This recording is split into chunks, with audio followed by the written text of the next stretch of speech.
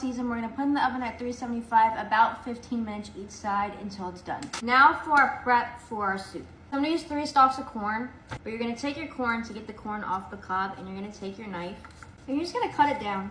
What I like to do is I like to put it in a bowl and do it just so it doesn't get everywhere. Don't throw these away, we're gonna keep them. Corn's all done. Now we're gonna dice up 2 jalapenos. If you don't like spice, use 1 or none. We're gonna de-rib and de-seed the jalapenos. I just take a spoon and then just scoop it out. Just give the jalapenos a dice. Dice up 1 yellow onion. Onion in the same bowl as the jalapenos, less dishes. I have about 6 cloves of garlic I'm just gonna mince up.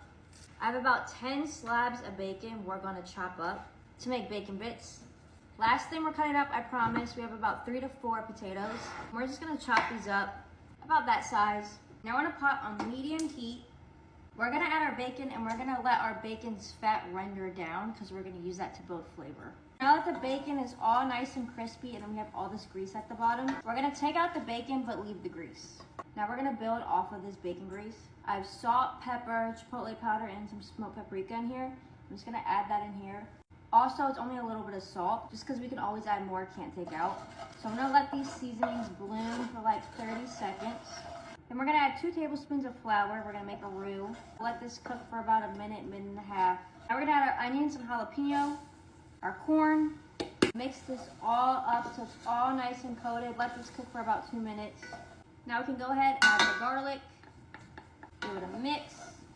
So total we're adding 4 cups of chicken stock, but we're gonna start with 1 at a time. Mix that up till it's nice and thick. Add the other cup. Same process, 4 times. Once the chicken stock's all added, we're gonna add some jalapeno evaporated milk. Oh my God, who's that pretty girl in the can? If you can't get a hold of this, you can use regular evaporated milk, but this is on Walmart.com if you wanna get it now. And then it'll be on shelves next month at Walmart. We're gonna add the milk slowly and stir at the same time. Adding the rest, 1.5 cups of heavy cream. Now we're gonna carefully add our potatoes.